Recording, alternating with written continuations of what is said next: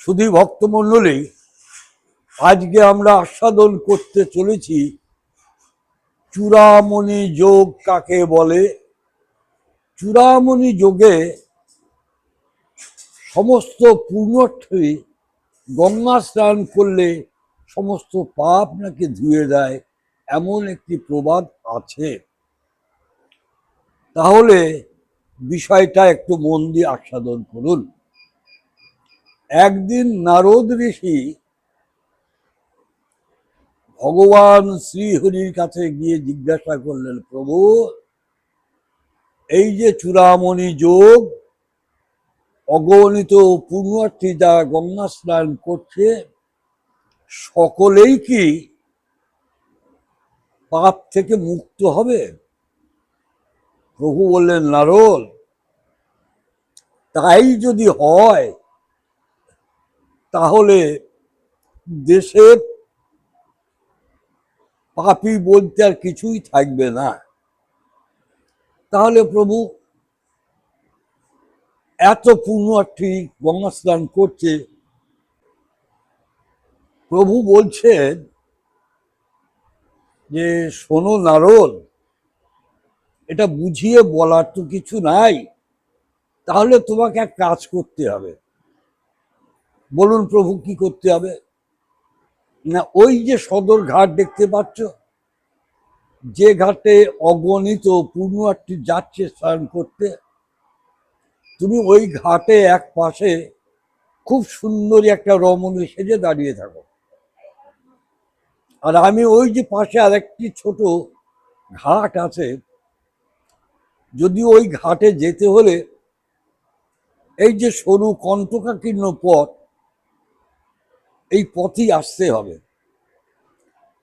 তা তুমি ওখানে যাও, আমি বেশ পরিবর্তন করে আমি এখানে থাকি। যথারীতি নারদ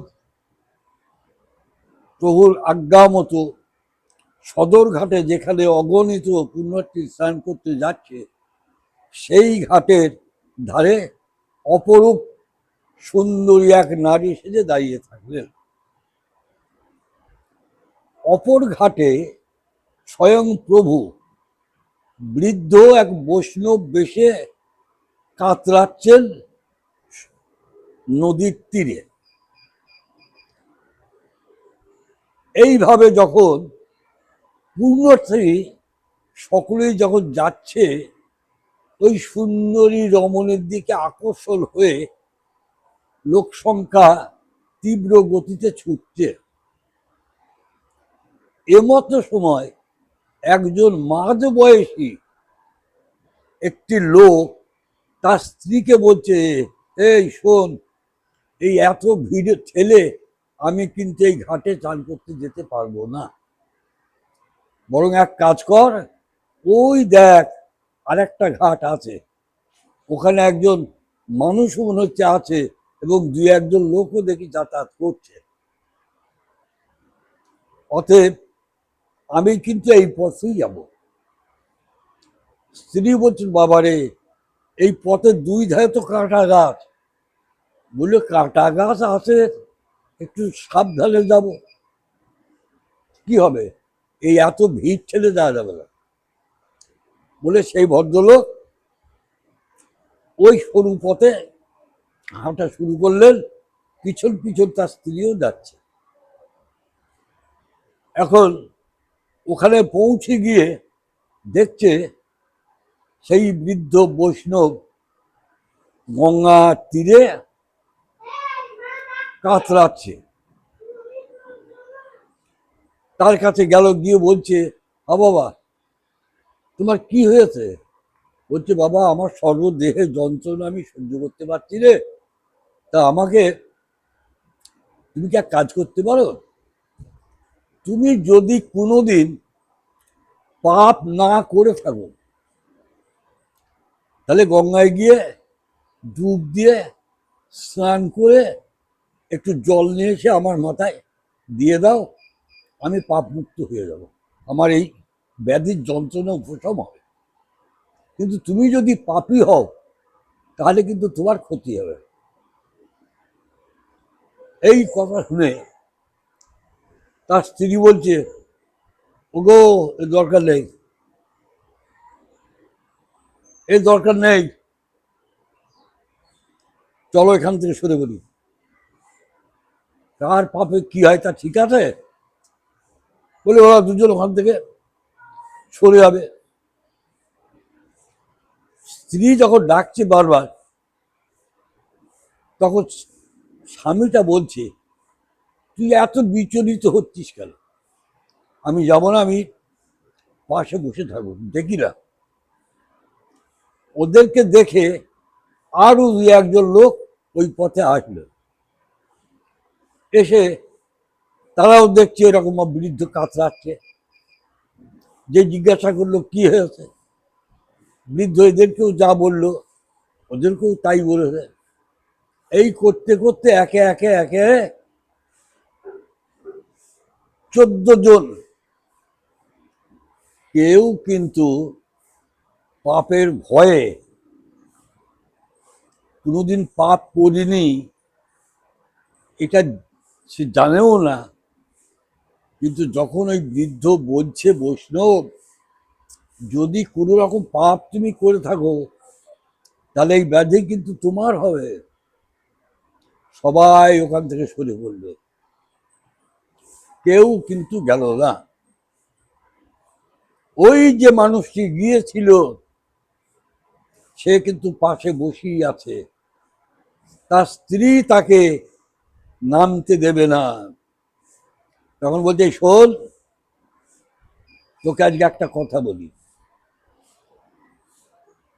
আমার কথাটা মন দিয়ে শোন। ইনি একজন বৃদ্ধ এবং বৈষ্ণব,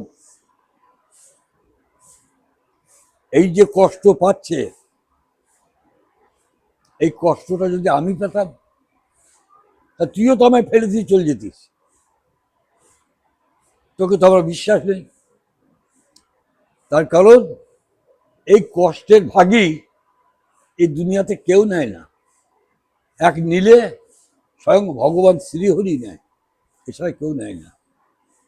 অতএব তুই তোর মতো থাক, আমাকে বাধা দিবি না। এই বলে সেই ব্যক্তি গঙ্গায় নেমে বলল। গঙ্গায় নেমে এক বুক জলে গিয়ে বলছে, হে মা গঙ্গে, তোমার কাছে আমার এই মিনতি, তুমি একবার সহায় হও, সহায় হয়ে আমার কথাগুলো একটু মন দিয়ে শোনো মা গঙ্গায়। এই যে বৃদ্ধ বৈষ্ণব তিনি একজন, তিনি যে এত কষ্ট পাচ্ছেন, আমার যাহাই হোক তাতে আমার কোনো দুঃখ নাই, কিন্তু মা তুমি কৃপা করে আমার প্রতি একটু সহায় হয়ে এক গণ্ড জল আমাকে নিয়ে যেতে দাও, যাতে ওই বৈষ্ণব একটু আরোগ্য লাভ করে। এই বলে সেই ব্যক্তি ডুব দিয়ে এক গল্লু জল যেই নিয়ে এসে দিয়েছে, চোখের পলক ফেলতে না ফেলতে দেখলো আর সেখানে কেউ নাই, সেখানে কেউ নাই। ওদিকে নারদ ঋষি সুন্দরী রমণী সেজে যেখানে দাঁড়িয়েছিল তিনিও আর সেখানে নাই।